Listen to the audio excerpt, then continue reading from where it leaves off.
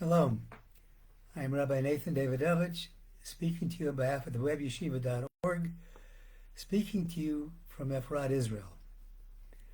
I'm going to talk about the concept of how good prevails over evil. I'm going to tie that into one part of this week's Torah reading, Parsha Toldot, and tie it into Rosh Chodesh Kislev, the new month of Kislev that we just began celebrating this past Tuesday. First of all, in the Torah reading of Toldot, we have the story of Yitzchak's wife, Rivka, getting pregnant. And it turns out she has twins. And the Torah says, "Vayisrotzu habanim b'kirba." The twins were struggling within her. And in fact, Rashi explains that when she would pass by a holy place like the yeshiva of Shem and Aver, Yaakov would try to get out. When she would pass by a house of idolatry, Esav would try to get out. So we're talking about the birth of Yaakov and Esav. And she didn't know what to do, and she went to ask advice. And Hashem said, Shnei goyim b'vitneich, you have two nations inside of you. And two different peoples will be born by you. And then she says, V'rav yabod sa'ir, the older one, the firstborn, will serve the younger one. Now we know that Esav was the firstborn, and Yaakov was the secondborn.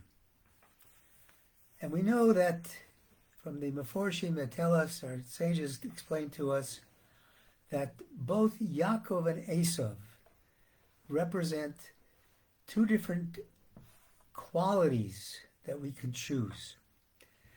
Esav represents the Yetzer Hora, the negative quality, the negative impulse that causes us to do things that are not the will of God. Yaakov, as it says later in the Torah, Yaakov Ish Tamim Yosher Ba'alim. He was perfect, he dwelt in tents of the study of Torah. Yaakov represents good. And there was this constant battle between them. And the message that the Torah gives us is that we shouldn't give up on this battle. We should know that always good will prevail over evil. The Torah tells us so. The younger Yaakov will be served by the older Esav.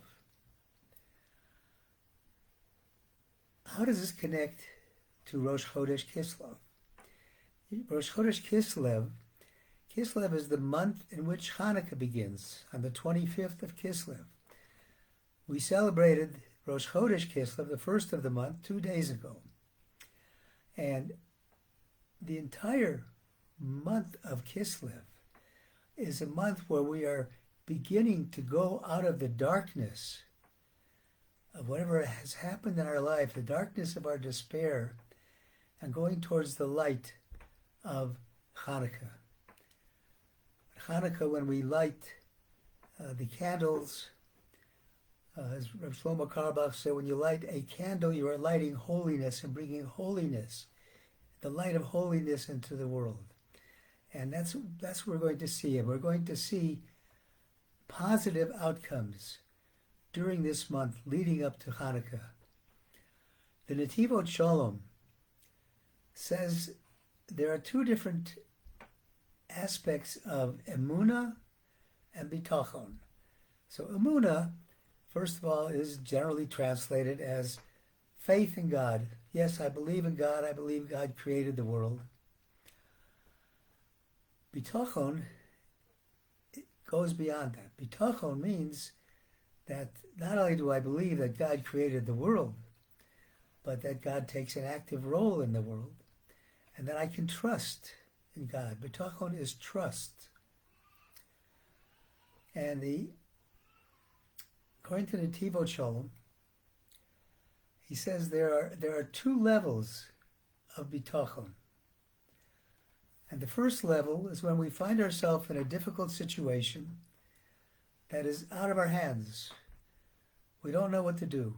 For example, here in Israel right now, we have been fighting a war for 40 days that was imposed upon us by the horrific acts of subhumans, you can't even call them humans or animals, who slaughtered innocent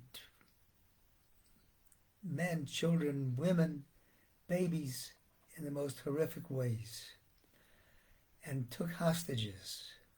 And we're now asking God to give us the miracle of being able to get these hostages returned to us. 250 people of all walks of life from all countries of the world held hostage by this group of Hamas. So the first level of bitachon, according to the Netivot Shalom, is to trust that everything that happens will ultimately be for the good, regardless of whether or not the outcome is positive.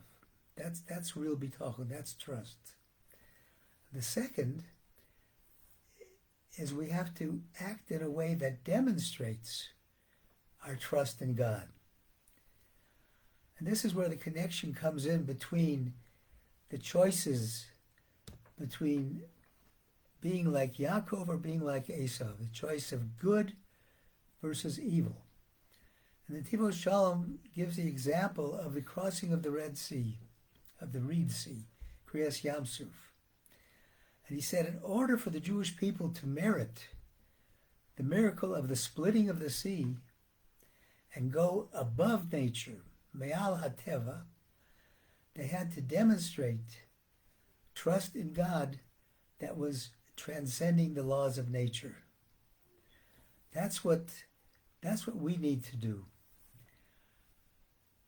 Pulling everything together in order to do it. With Emuna, we are seeking to connect to God's light in this world and the way Hashem runs it.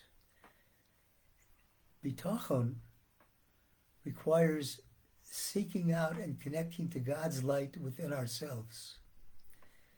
And we thus are focused on our own personal connection to God as expressed through our own thoughts and actions. And as we go closer to the light that we will light on Chanukah, where we have the revealed light of the creation of the world. When God created the world, he created, before the sun was created, he created it with an unbelievable light through which you could see from one end of the world to the other. Then he hid it away, decided he didn't want the wicked people in the world to see that, so he hid it away for those who would keep his mitzvos, follow his commandments, follow the Torah. Lighting of the Chanukah candles gives us access to that organuz, to that hidden light. We're seeing that hidden light. And by approaching and looking forward to lighting this candle, to showing our light to the world, we can get through these difficult times. And as Rabbi Nachman said, there is no such thing as giving up in this world. Ein yush ba'olam. We never give up. A Jew never despairs, because we know that no matter how difficult the situation is, how horrible the situation is, God is with us. God will do the right thing for us. And I thank you for listening on behalf of webyeshiva.org. And I close with a blessing that we should all see the total defeat of evil, and we should see here in Israel the return of these hostages safely to their homes, and we should see God's protection on all of our chayalim, all of our soldiers and security forces who are fighting God's battle. Thank you. Shabbat Shalom.